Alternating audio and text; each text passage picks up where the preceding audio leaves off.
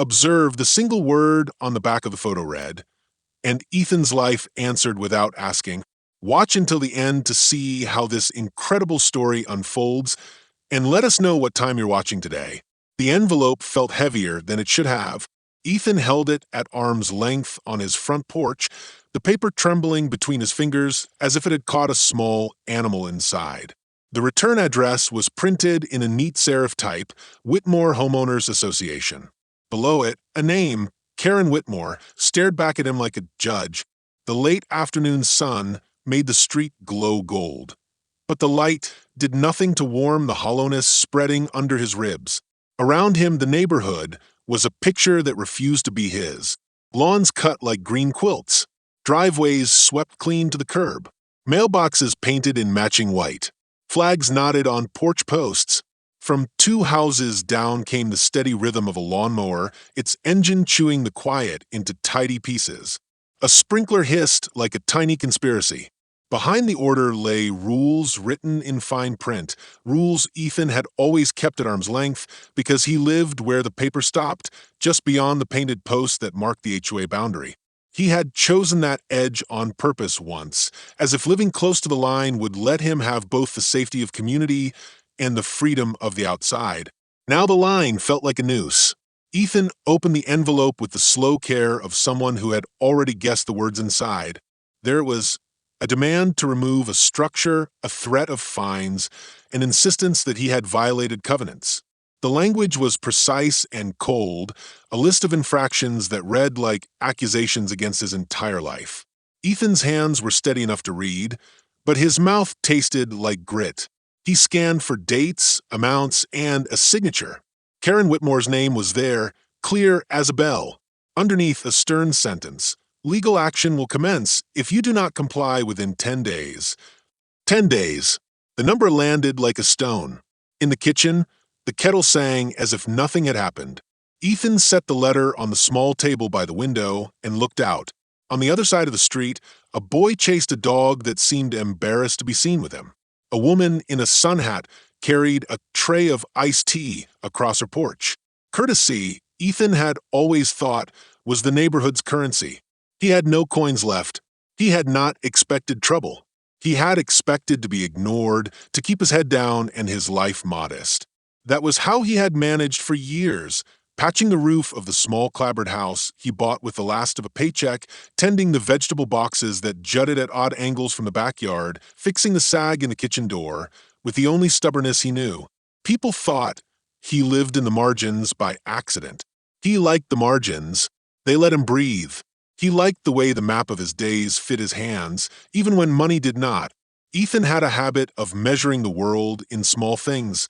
The way tea darkened in a cup, the angle of light that made dust look like the universe, the creak of the floorboard by the bedroom door that sounded, most nights, like a distant clock. Those things steadied him. They were also the things an army of neat lawns could never understand. The way his late father's hammer left a warm dent in the handle, the stain on the back porch that held the shape of a forgotten flower pot, the crooked trellis he had built because no one else would.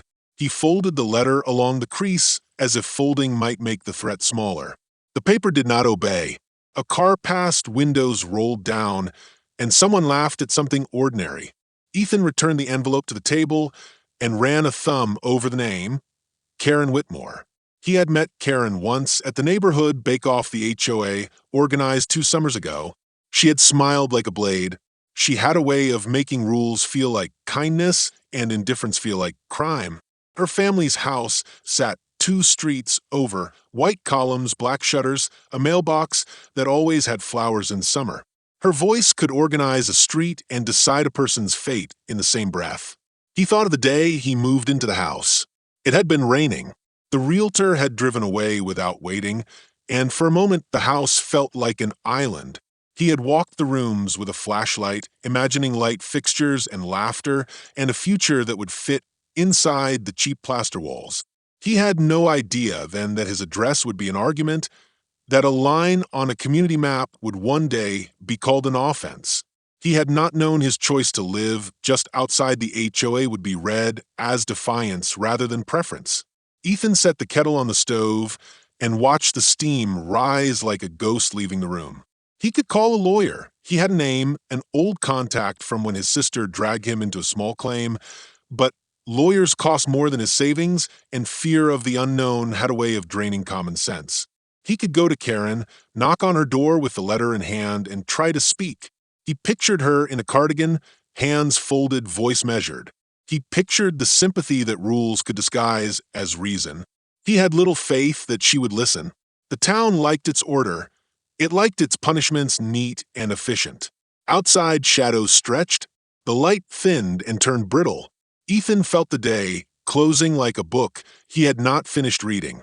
In the distance, a church bell struck the hour, its tones simple and indifferent. He was used to the small injustices of life. The refrigerator that hummed in the night, the landlord's slow drip of promises, the way a paycheck refused to grow. But this was different. This was not a slow leak. It was an accusation that wanted to remove a part of who he had made himself to be. There was, beneath the worry, a quiet steadiness. Ethan had stood in storms before, small storms and big ones that had come like trains. He had held a hand through chemotherapy, kept the house together while bills piled up, drove a car at night with a child asleep in the back and the radio playing to make the miles feel less empty. He knew how to survive in ways that had nothing to do with neat lawns. He also knew how to read people. Karen's letter was precision disguised as formality. It would not be easy, but if the world wanted to make this into a contest over lines and property and perfection, Ethan thought perhaps he could answer in a language they did not expect. He walked outside and stood at the edge of his yard, where the rough gravel met the neighbor's manicured edge. The air smelled like cut grass and the faint sweetness of someone else's dinner. He folded the letter into his pocket, heavy as cold iron. Behind him the house breathed, old with settling, pipes whispering. He breathed too, slow and deliberate, feeling the small muscles in his chest find rhythm. The fight had not begun, not really, but the first move had been made. 10 days was a tight window. Beyond the light of everyday life, something like a storm was gathering, and Ethan, standing barefoot at the boundary of two worlds, felt the weather change.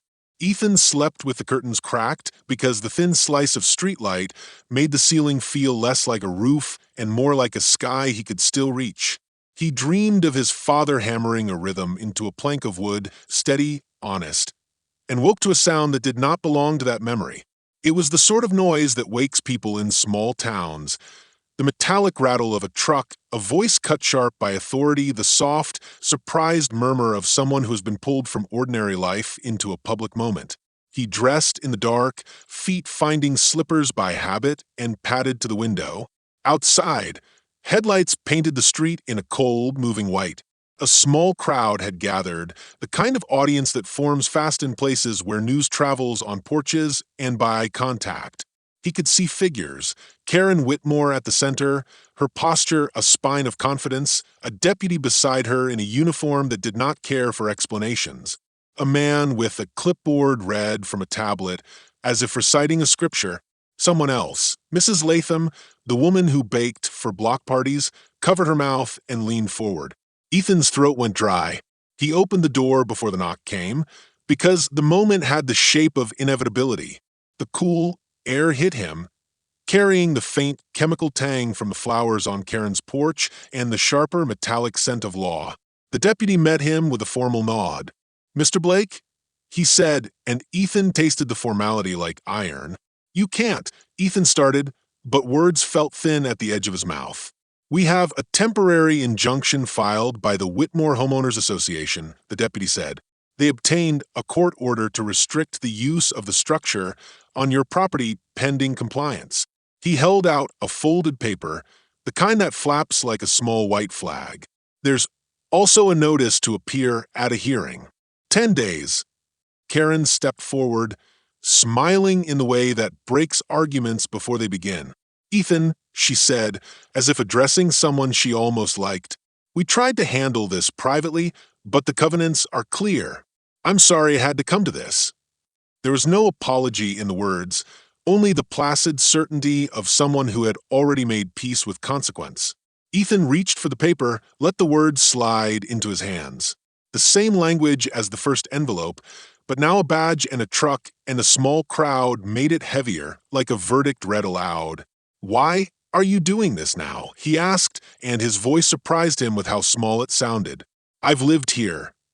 "You live outside the association's official boundary," Karen interrupted, voice firm. "Your structure encroaches. We have to enforce the rules for the community." Her eyes, when they met his, were not unkind, they were certain. There was a crispness about her that felt surgical. Ethan's stomach folded. He looked over Karen's shoulder and noticed a figure he did not expect, Mark, who lived 3 houses down and who had once helped Ethan move a couch during a brutal summer storm. Mark's hands were in his pockets. He watched without stepping forward. For an instant, Ethan imagined the two of them laughing over beers, trading small favors, the kinds of neighborly exchanges that build trust. Mark's face was tight. He lifted his chin almost imperceptibly toward Karen and then looked away. The motion was small enough to be missed, but in Ethan it landed like a stone. "Ethan, we're not looking to make enemies," Karen said. "We're trying to preserve value." "Value," Ethan said. "My value." A woman in the crowd clucked. Someone whispered about precedent. A child nearby mimicked the deputy's stance, arms straight at his sides, and the image pulled the air out of Ethan's lungs.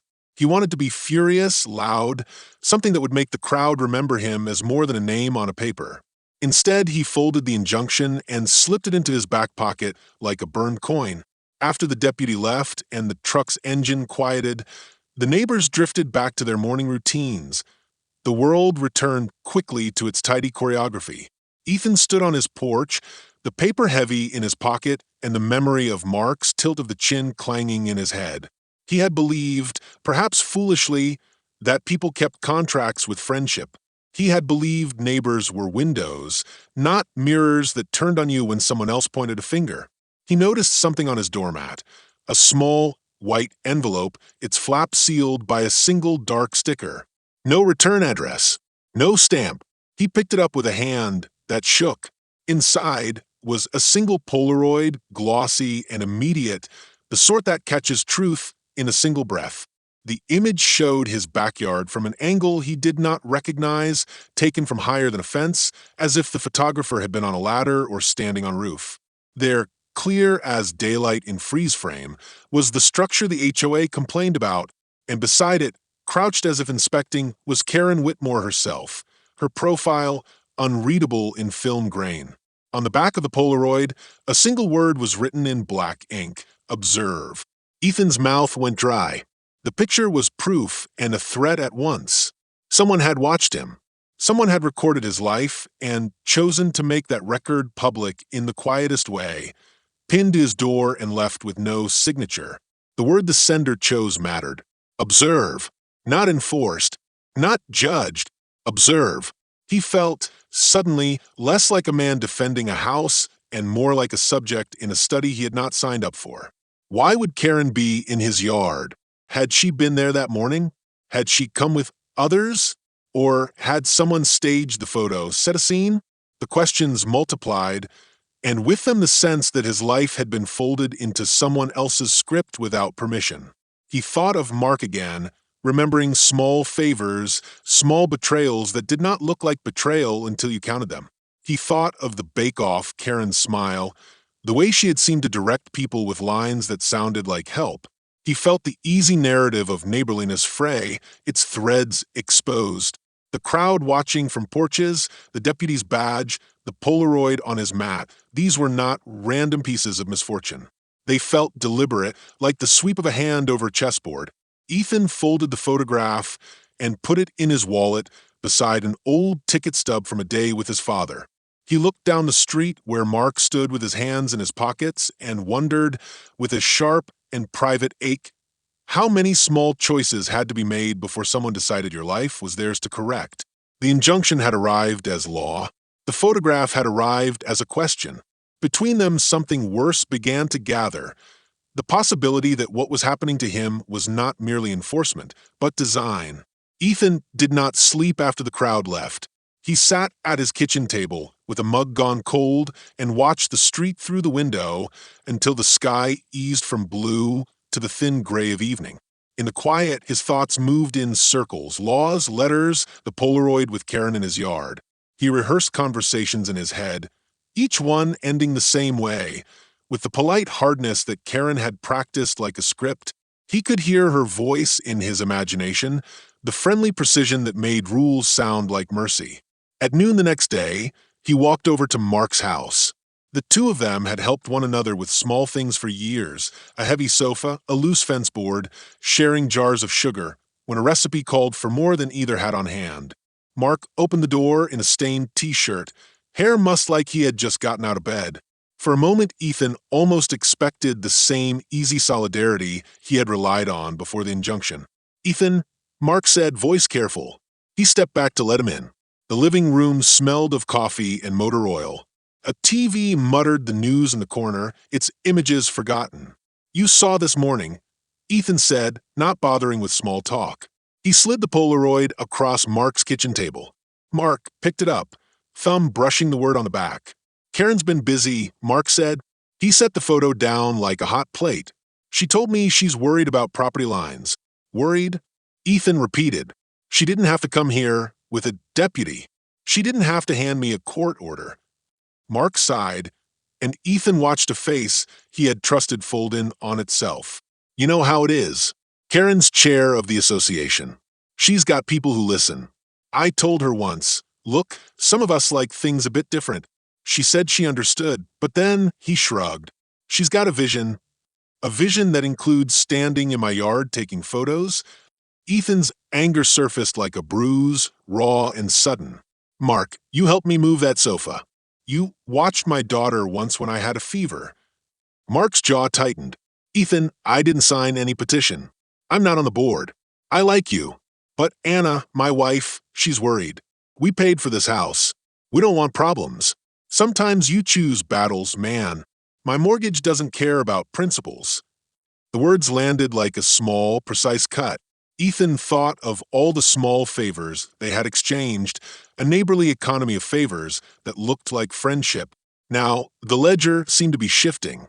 Mark's explanation was not a betrayal in the face of malice. It was something meaner and quieter. Fear dressed as caution. Ethan felt the surprise of it like frost on his skin. "You're saying you won't help?" he asked. "I'm saying we're trying not to be the next ones targeted," Mark said. "I can talk to Karen. I'll try." The attempt at comfort had the texture of an old bandage, worn and inadequate. Ethan left Mark's house with more questions than answers. On the walk back, he passed Mrs. Latham's porch. She was sweeping the step, her movements rhythmic, the kind of domestic choreography that made neighbors feel safe. "Mr. Blake," she said, pausing to watch him. "Oh, dear. I heard. So sorry." "It's okay," he said, because he did not want to make her feel complicit by making a scene. He wanted to gather allies instead of stacking enemies. Yet he felt smaller, as if the world he had trusted had been traded overnight for the tidy account books Karen preferred, records with boxes ticked and penalties ready. That afternoon, he called Claire, an old friend who sometimes took cases on the side. Claire's voice was a bright, steady thing on the phone. "You have 10 days, she said when he told her about the injunction. "That's short, but it's not impossible. The first step is to not let them take anything away without a hearing. Second, preserve evidence. Keep that Polaroid. Do not throw anything away. And third, do not negotiate in panic. Karen's playing in a gallery." "Is she?" Ethan asked. He wanted to pin the motive like a butterfly and inspect it. "You don't get to decide why someone does what they do," Claire said. "You decide how you respond. But be careful. HOAs can be legal sharks. They'll find a precedent if they have to make one. And some people use that like a weapon." Claire's words made the danger feel less like destiny and more like strategy. Ethan appreciated the clarity, even as it sharpened the edges of his worry. He thought of his father's motto, "Measure twice, cut once." The work ahead required the same patience and care his father had taught him when he still had hands strong enough to teach. That evening, Karen organized a neighborhood meeting, an open forum, publicized with a flyer and polite language. Ethan got the flyer slipped under his door as if the HOA wanted a show of civility. He stood in the back of the community hall that night, listening as Karen spoke about standards, values, and community. Her voice was warm, the cadence practiced. She gestured to charts showing property lines and covenants, words that read like scripture for people who believed the line between order and chaos was a fence post. From the crowd, different faces told different stories. There were nods of agreement, a few tense frowns, and the occasional look of someone aware of costs beyond money. Ethan watched Mark sit with his shoulders tight, eyes flicking to Karen as if hoping for a reprieve that did not arrive. The room felt small, like a box with one clear lid. Karen controlled the light. As Karen concluded with a soft, almost tender note about protecting our investments for our children, Ethan realized the truth of what Claire had said. This was not just about a structure or a line on a map. It was about who got to decide what a neighborhood should be, who was allowed to be different, and who would be required to fit the tidy picture. He felt, in that small hall with its humming fluorescent lights, the first real ache of exposure. The battle was not only legal, it was personal, and someone, somewhere, had decided they would win. Ethan needed proof that he was not losing his mind. He needed the clear, honest voice of someone who knew the law and who had once promised to be on his side. Claire had always been that voice. She showed up at odd hours with a thermos of coffee, scribbled notes on yellow pads, and a way of making complicated things sound beatable. When he called her that morning, she had said she could meet in an hour, and the relief that washed through him felt almost foolish. Her office smelled like strong coffee and old paper. The little bell over the door chimed like a memory when he stepped inside. Claire stood when she saw him, smiling in the way friends do before the moment shows its teeth. "Ethan," she said, and for a second it felt like the world could still be right. He handed her the Polaroid. "They were in my yard," he said. "She had a deputy. There was a court order. I thought you said." "I did," Claire answered. Her fingers trembled as she folded the photograph into the pad she kept on her desk. "I still do, but I need you to listen." She tapped a stack of papers on a clipboard, the sort of stack that sometimes meant good news for him. "I read the injunction. There's a path to slow them down. I can file motions, bring witnesses." "You sound like you're ready to fight," Ethan said, hope flaring. "So, why do I feel like I'm already losing?" Claire's eyes shifted. She had always been blunt when something heavy needed saying. "Because there's a conflict," she said. "Because, Ethan, I need to be honest, I can't represent you in court." The words hit like a lock, snapping shut. "What do you mean you can't?" His voice had an edge he did not intend. "You just said." She reached for the clipboard and flipped it toward him. On the top page, in neat type, was a letterhead he recognized from the HOA's monthly notices. Ethan's chest tightened as he read the first line. "Claire Bennett, Legal Counsel, Whitmore Homeowners Association." He stared at the words as if they might rearrange themselves into something kinder. Claire's hand covered his. "I didn't tell you because I was trying to figure out another way," she said. Ethan, 6 months ago, Karen came to me. She asked for legal advice on some boundary clarifications. I didn't think it would lead here. She paid a retainer. I took it. "That's not a thing you do," Ethan said. He felt the syllables break into smaller pieces. "You don't take a retainer from the person who's stomping on your friend's life." Claire's mouth trembled. I know. But my mother, her surgery bills. Ethan, you don't know what it's been like." Her voice dropped to something raw. "I told myself I could help both sides. I told myself I would be careful. When the injunction came, I talked to Karen about mediation. I told her she should try to be reasonable. She said she would. And instead the sentence died. It was too small to hold the whole of what had happened." Claire looked at him with eyes that held her own shame. "I never meant for this to be weaponized against you. I thought I could steer it. I thought if I was on the inside, I could temper things. But they moved faster than I expected. Karen is determined. And Mark." "Mark?" Ethan repeated, the name tasting like salt. Claire closed her eyes for a breath, and then opened them again. Mark volunteered to be on the HOA committee reviewing boundary complaints last month. He signed a witness statement about unusual structures near the boundary. He says he feared a precedent. I think he wanted to protect his mortgage. He thought it was the sensible thing to do. Ethan's hands went cold.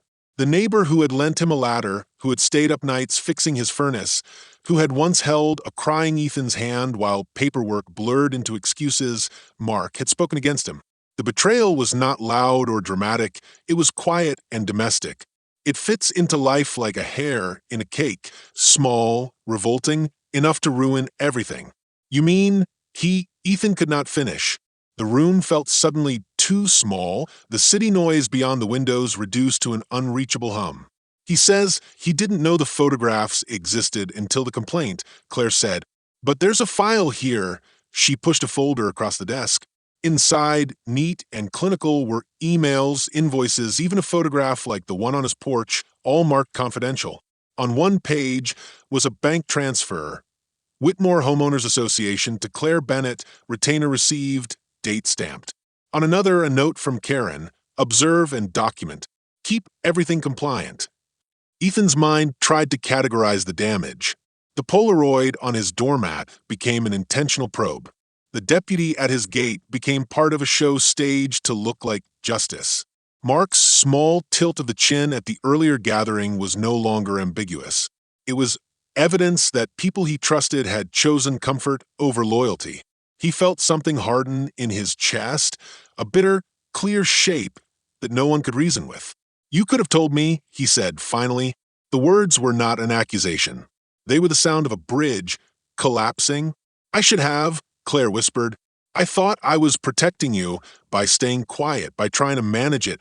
I can still help you in advisory ways. There are ethical limits. But I can help prepare your defense, point you to another lawyer who can take your case without a conflict. I'll do whatever I can. I don't want whatever you can do, Ethan said.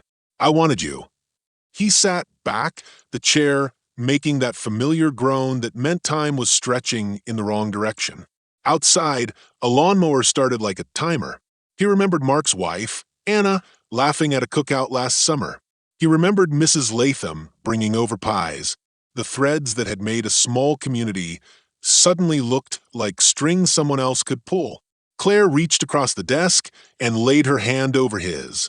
I am sorry, Ethan, she said. The apology was a dropped coin that did not ring. It could not buy back the quiet meetings and the private calls, the way a town could rearrange itself when a few people decided to protect what they called order. Betrayal, Ethan realized, was not always a storm. Sometimes it was a series of small adjustments that added up to the sea claiming a shoreline. He left Claire's office with the folder tucked under his arm, feeling lighter for the knowledge and heavier for the cost. The discovery did not solve anything. It only made the battlefield clearer, Karen and her allies on one side, and him suddenly smaller and more alone on the other. The lines were now not merely legal, but personal, laced with money and fear, and the tidy moral calculations neighbors made in the dark. The days after Claire's confession felt like watching a slow leak spread across a ceiling. Each drop small, but together they promised collapse. The town's neat rhythm continued around him. School buses hissing, mailboxes clicking, sprinklers spitting green mist into the morning. But for Ethan, the world had an undercurrent now, a low hum of something waiting to be decided. He moved through it like a man walking through fog, able to see shapes but not the ground beneath them. Money tightened first. The injunction came with a line about fines accruing daily should he fail to comply. The figure was not astronomical at first, but the language made his wallet shiver. Reasonable fees. He imagined what reasonable looked like when applied by people who thought order had a price. He called his employer, Tom from the delivery office, and begged for a shift swap, so he could meet with Claire and handle the mounting paperwork. We have quotas, Tom reminded him gently. If you miss too much, it gets noticed. Ethan felt the squeeze. Work that demanded hours he could not freely give, and a home that might demand everything he had. At home, Lily noticed the change before anyone else did. She was 7 and sharp, with the sort of face that kept its questions until it felt ready to ask them. One evening, she came into the kitchen where Ethan was making dinner, holding a flyer from school in her small fist. They said someone from the neighbors complained because of our yard, she said. Her voice held confusion, not malice, and that made it worse. Children's confusion demanded answers, and the answers he had were heavy. We'll fix it, he told her, because he had to give her something steadier than the worry he felt. We're talking to people, okay? It'll be fine. She nodded, trusting the adult who had always been a harbor. Later, after she was asleep, Ethan found himself standing at the bedroom doorway, watching her rise and fall with sleep, thinking of the choices that would decide her future. Stability mattered more than principle when a small body needed a steady roof. That thought cut him like a small, bright blade. Neighbors offered sympathy that sat sour on his tongue. Mrs. Latham brought over a pie and, with every bite, explained how important standards were for property values. You understand, she said, eyes soft but firm. Mark's wife, Anna, avoided his gaze in the grocery aisle. Mark himself made excuses. Speaking to Karen, he said, we have to think of our mortgages. Those were not the betrayals that made headlines, but they were corrosive, the kind that wore at trust until it frayed. Then came the small violence that makes fighting someone feel urgent and personal. One morning, Ethan found his vegetable boxes overturned, soil dumped into the gutter like a careless apology. The trellis he had built, crooked, beloved, had been pushed over and left leaning like a defeated soldier. There were no footprints to follow, only the scent of gasoline faint and wrong in the air. He cleaned and fixed with gloved hands, each repair marking him more stubborn than polite. Lily cried when she saw the smashed tomatoes. Why would they do this? She asked, and the question pulled at him with the weight of a lever. Claire kept to her promise as far as ethics allowed.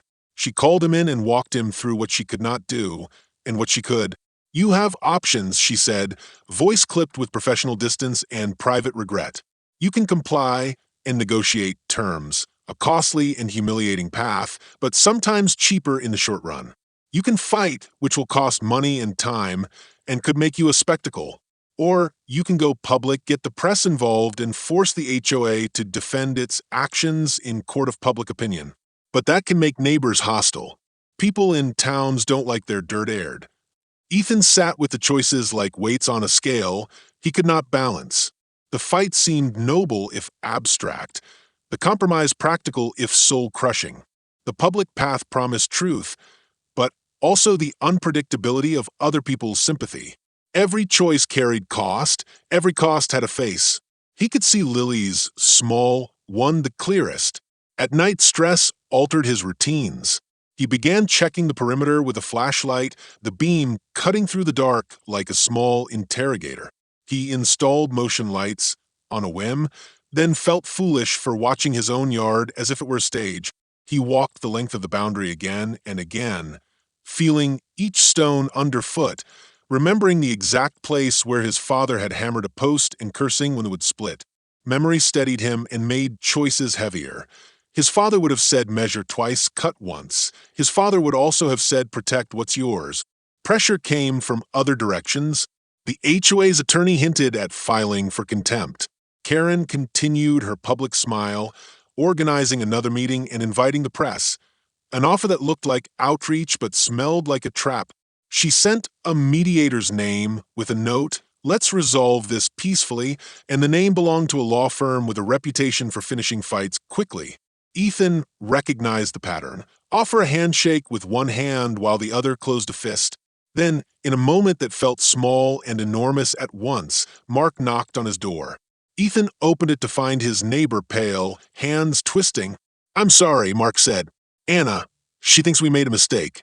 He stopped as if swallowing the rest of the sentence whole. Karen asked me to sign the complaint. She told me it would only be paperwork. I didn't mean. His voice fell into its own shame. Ethan felt an old hurt light, then cool into something harder. You wanted to protect your mortgage, he said, quietly. You chose that over me. Mark's face went red, shame and apology tangled there. I didn't know they would take it this far. Maybe you didn't, Ethan said, but you chose. They stood on the threshold between two lawns, and the decision that would decide what kind of neighbor Mark would be. It was a small, private betrayal with loud consequences. Ethan could call the whole thing a test. He could forgive for the sake of community. He could also let the line be a lesson. By the end of that day, Ethan made a choice that felt less like victory and more like declaration.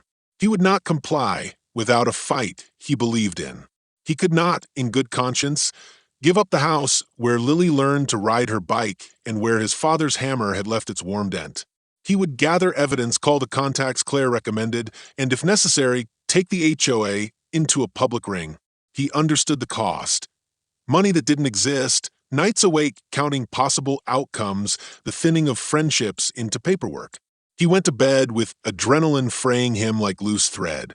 Outside, beyond the dim sweep of his porch light, someone moved. A shape paused at the boundary, then melted back into shadow. Ethan watched from the window until it was gone, feeling the hush of a night press in. He could not tell if what had just passed was an enemy or a neighbor who had finally realized the damage.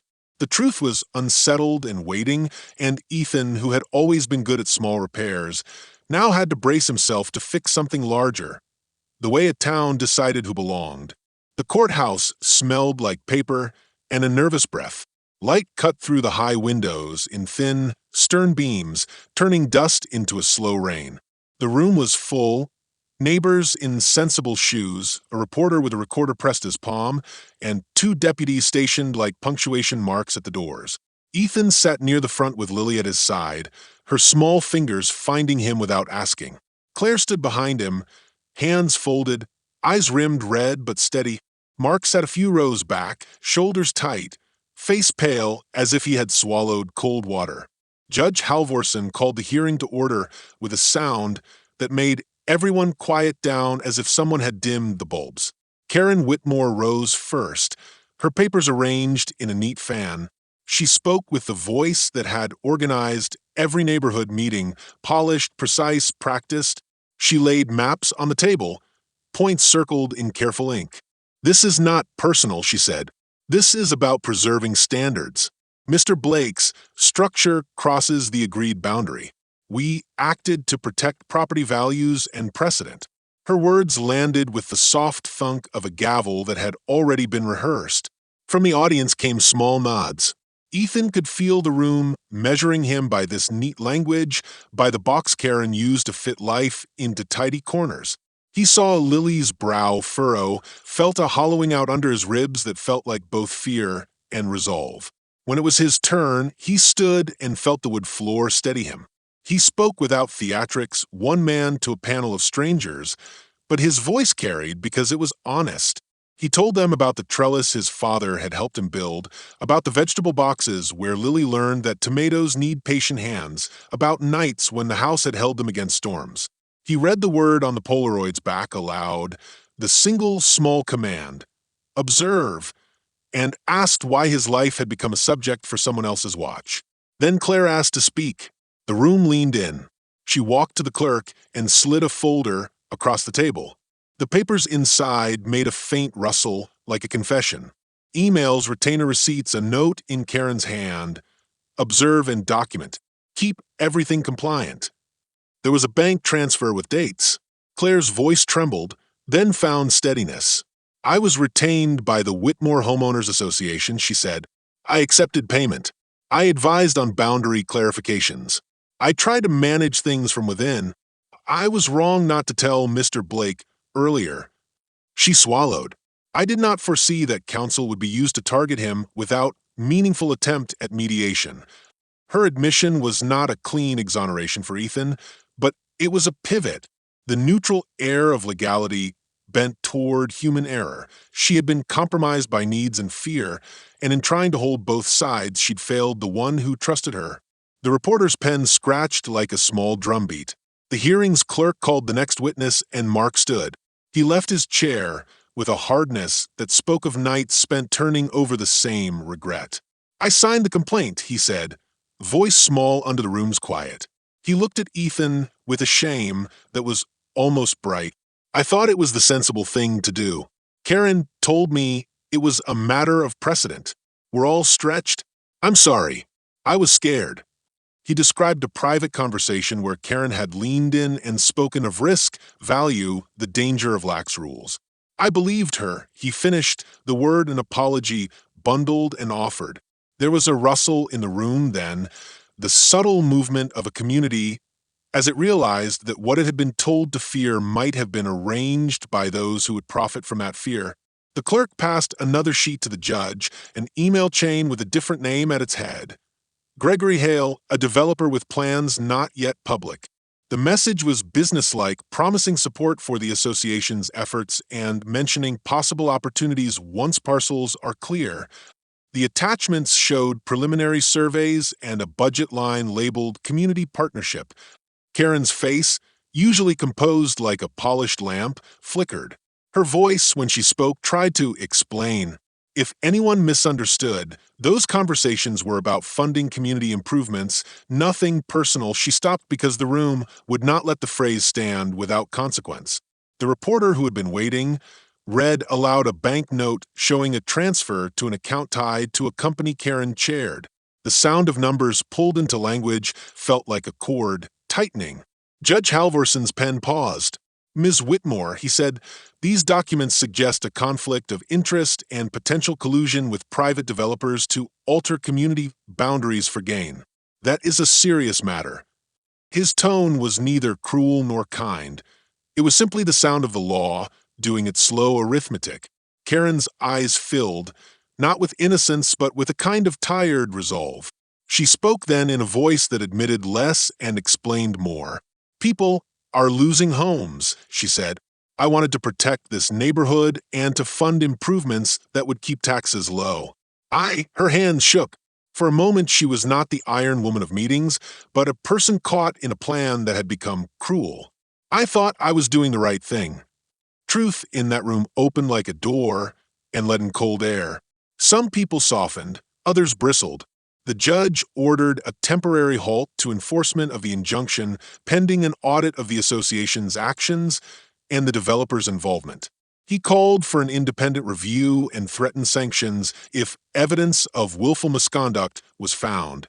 It was not a dramatic triumph. It was legal machinery doing what machines do, testing facts against rules. But it bought Ethan time, and within that time the town would have to reckon with what had happened. Outside, the courthouse steps were blanketed with reporters. Lily held Ethan's hand tight as they walked down, and he felt the small, fierce beat that had made him fight. He thought of Claire's confession, of Mark's shame, of Karen's complicated fall. The moral lines were not as simple as victory or defeat. They were knotted with fear, need, cowardice, and occasional courage. He stood under the late sun and let it warm his face. He did not revel in Karen's stumble. He felt only an exhausted, clear relief. He wanted changes, transparency, clear rules about conflicts, a way for neighbors to air disputes without lines of power deciding fate. He wanted to teach Lily that standing up sometimes costs you comforts but gains truth. Mark came up beside him, silent for a long time, then spoke. I'm sorry, he said again. The apology was small, but it was a seed. Claire joined them with a legal pad and a list of contacts for an independent counsel. I can't unmake this, she said, voice low, but I can help fix it. Ethan looked at the three of them, his neighbor, the woman who had failed him and the woman who had helped him, and saw how fragile the ties of a town could be. He felt the outline of a new work, not revenge, but a reweaving. The fight that had begun as a boundary dispute had become a lesson about power and the ways fear can be weaponized. He breathed in and let the sound find its place. He had won a stay, not yet justice. There would be hearings and papers and decisions. But on that step, with Lily's small hand in his, he understood the deeper mark of the day. That truth, once made public, made it harder to return to the comfortable lies. The weeks that followed the hearing were quieter in the way a town is quiet after a rain, streets washed of noise, but with a new openness in the air. The judge's order had bought Ethan time, and the audit did its slow work. Papers moved, meetings multiplied. The developer's name, Gregory Hale, was pulled into public notice. Surveys were rechecked, bank transfers examined, associations of companies unfolded like a map. Karen Whitmore found herself inside interviews and statements, her neat composure giving way to long, tired pauses where explanations used to live. She resigned from the board under pressure and angered some people while making others feel relieved. That did not make Ethan celebrate.